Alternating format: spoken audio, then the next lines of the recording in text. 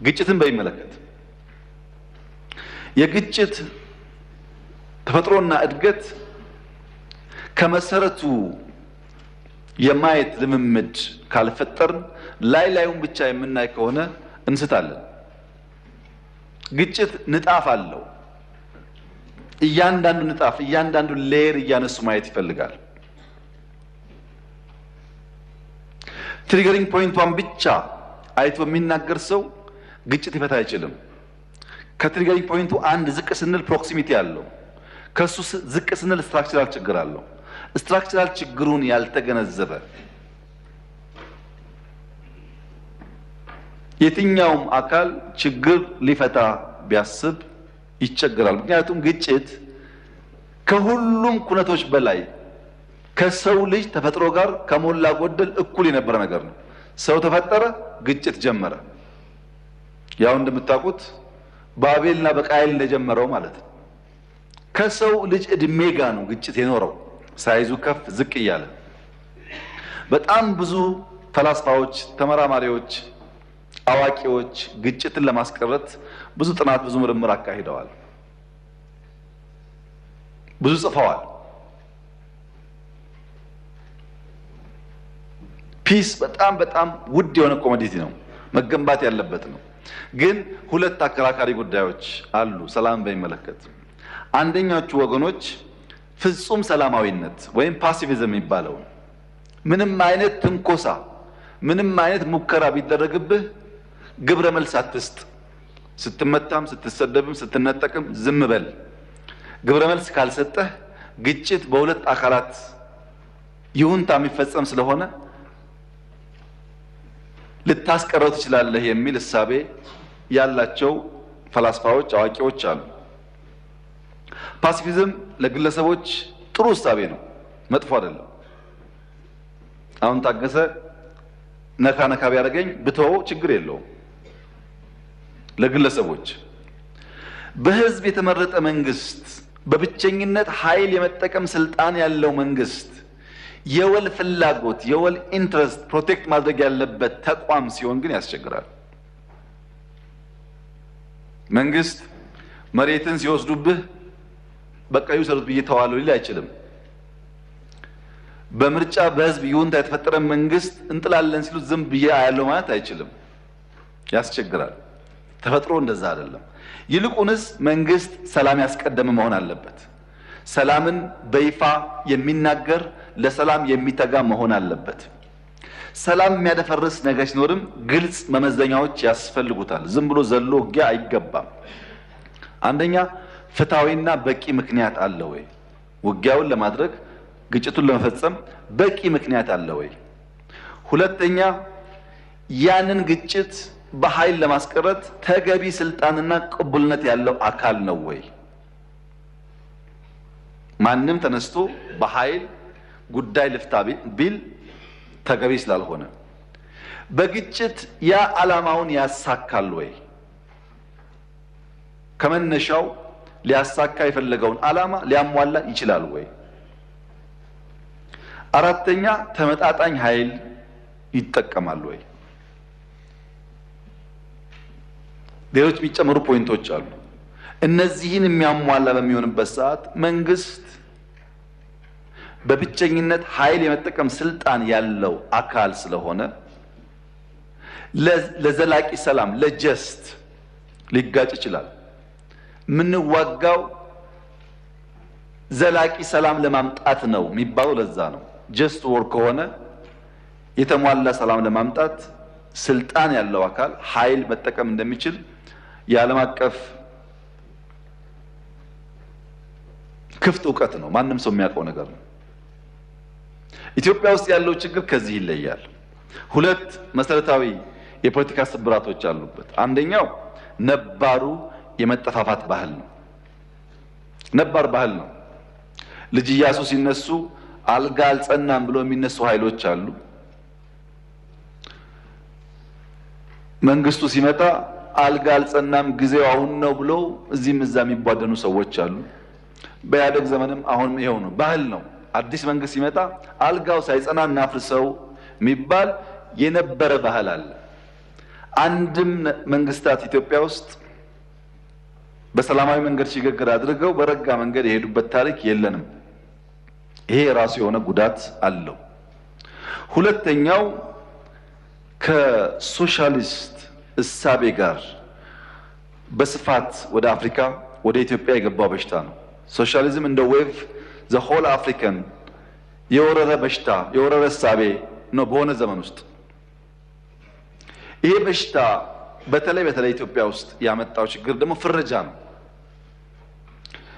ሶማሊያም ነበረ፣ ታንዛኒያም ነበረ፣ ዚምባብዌም ነበረ። ብዙ አፍሪካ ሀገራት በሶሻሊዝም እሳቤ ተውጠው ተንቀሳቅሰዋል። በእኛ ደረጃ ግን ፍረጃ መኖር እርግጠኛ አይደለሁም። ጠላት ስንል እንፈርጃለን። በጠላት መቃብር ላይ ካልሆነ ቤት አንሰራም። ቆሞ በሰላማዊ መንገድ ተደራድሮ የሚባል ነገር ልምምዱ የለም። የኢትዮጵያ ፖለቲካል ፓርቲና ሀሳቢው ከተጀመረበት ጊዜ ጀምሮ 1960 አካባቢ ጀምሮ ያለውን ብንመለከት ተማሪዎች ሁሉም አንድ እሳቤ አይዲዮሎጂ ይዘው በሆነ ምክንያት ግራና ቀኝ ከቆሙ በኋላ መሳሪያ ሳይኖራቸው እስክሪብቶ ያላቸው ተማሪዎች በጽሁፍ በንግግር ከመጨቃጨቅ ይልቅ መሳሪያ ተውሰውና ገዝተው መገዳደል ጀመሩ። ተማሪዎች፣ መንግስት አይደለም፣ ተማሪዎች። እነዚህ ተማሪዎች ከመንግስት ጋር በነበረው ግጭት ከተማ ውስጥ መቆየት ሲያቅታቸው በረሃ ሲሄዱ ከመንግስት ጋር አይደለም፣ አንድ ዩኒቨርሲቲ የነበሩ ተማሪዎች በረሃ በውስጣቸው ከሌሎች ኃይሎች ጋር ባደረጉት ውጊያ ተባሉ። ኢህአፓና መኢሶን ከተማ ውስጥ መውሰድ ይቻላል። ኢህአፓና ቲፒኤልኤፍ በአሲምባ መውሰድ ይቻላል። ከበረሃ ከወጡ በኋላ ተሰደው ትግሉ እንደማያዋጣ አውቀው ወደ ውጭ ሀገር ከሄዱ በኋላ አሁንም ባሉበት ሀገር አይን ላይ መታየት አይችሉም። ከ10 20 30 ዓመት በኋላ ከዛ አልፎ አንዳንዶቹም ሲጽፉ መጽሐፎቻቸውን ያያችሁ እንደሆነ ዛሬ ከ40 50 ዓመት በኋላ እዛው ቆመው ይወቃቀሳሉ እንጂ ይሄን ማድረግ ሲገባን አይሉም። ፍረጃው በጉርምስናና በኢሞሽን ሃይ በሆነበት ጊዜም በስተርጅና ጊዜም እምብዛም ሲቀየር አይታይም። ይሄ የፍረጃ ችግር በሁሉም አፍሪካ ሀገሮች መኖሩ እርግጠኛ አይደለሁም። እኛ ጋር ይበረታል። ትንሽም ጭላንጭል መልካም ነገር ስናይ ለመናገር በሚያስቸግር ደረጃ ነው እኛ ጋር ያለው ፍረጃ።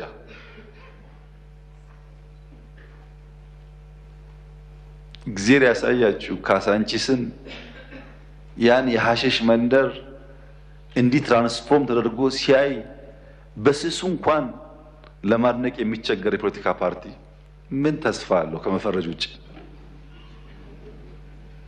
ፍረጃ።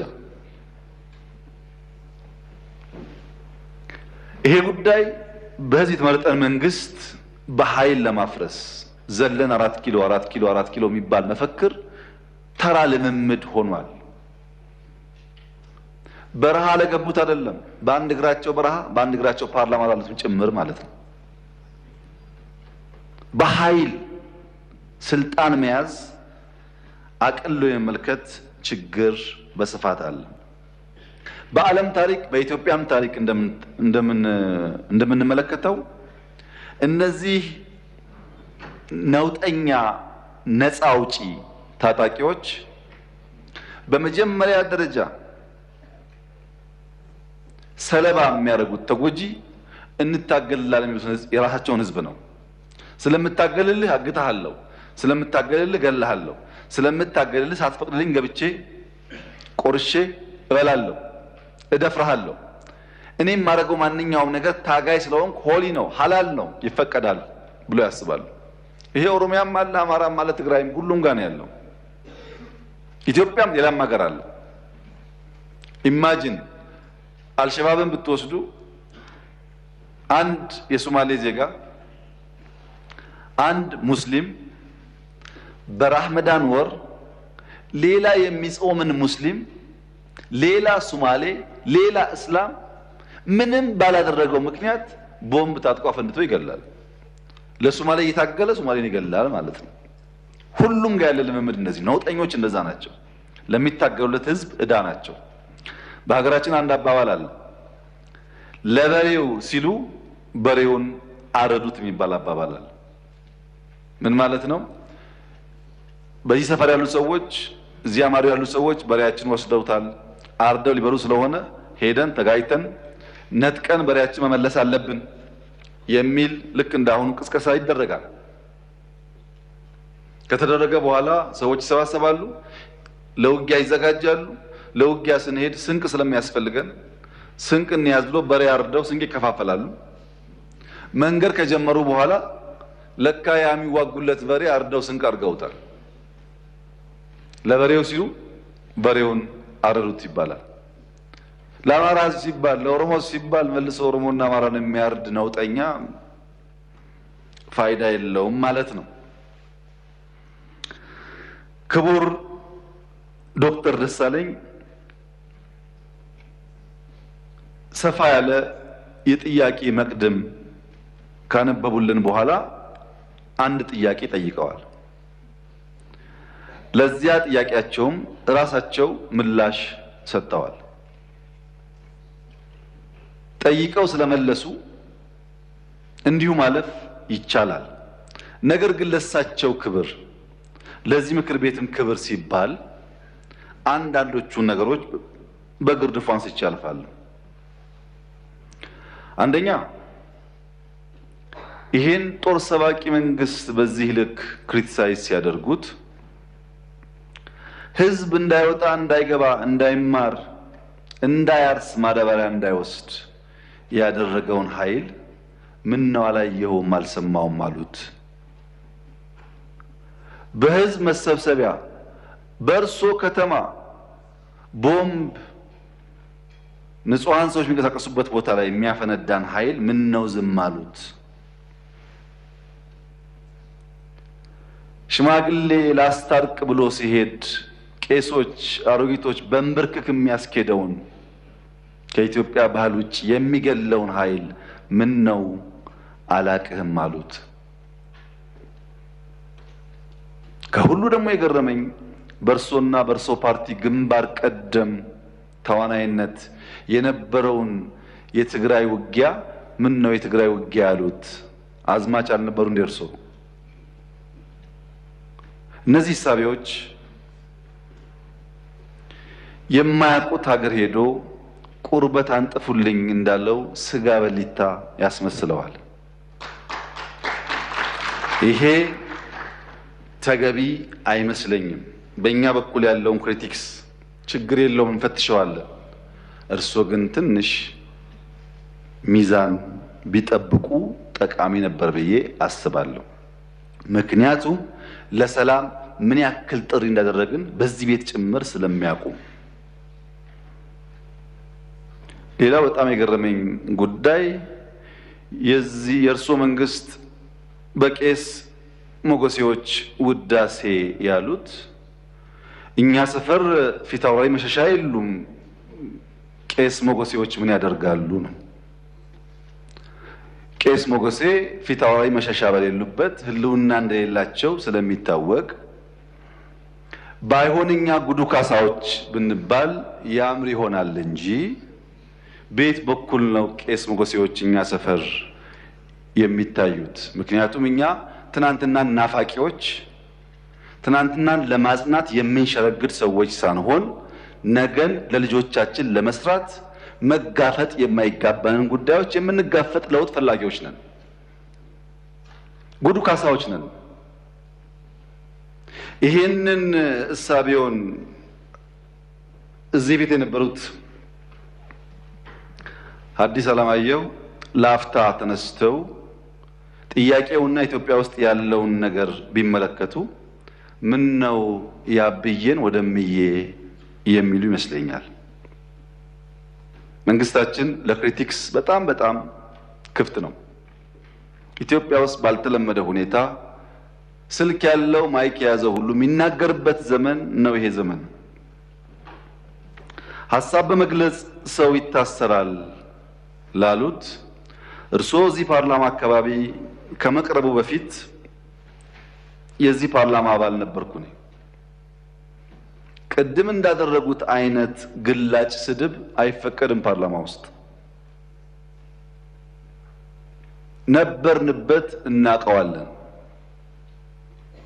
ሰው በንግግሩ የሚታሰር ከሆነ ጦረኛ፣ ግጭት ጨማቂ፣ ጆሮ የሌለው ከሚል በላይ ስድብ ምን አለ? እዚህ ፊት ለፊታችን ሆነው እየተሳደቡ እንኳን ካልታሰሩ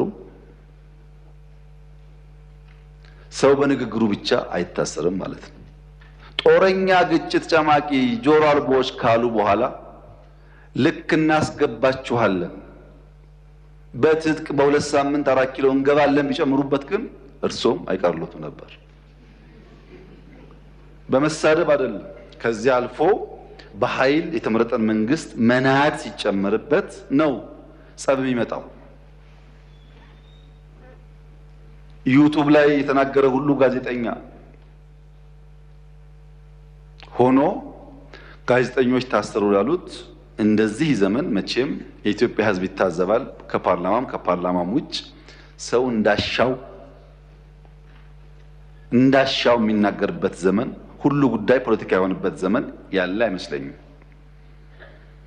ይሄ ሲባል ይሄ መንግስት ሆሊ ነው፣ ምንም አይነት እንከን የለውም፣ ስራው ሁሉ የተቀደሰ ብዬ ልመጻደቅ አልፈልግም። እርስዎ ካቀረባቸው ሀሳቦች ውስጥ መፈተሽ ያለባቸው ጉዳዮች ይኖራሉ፣ መታረም ያለባቸው ጉዳዮች ይኖራሉ።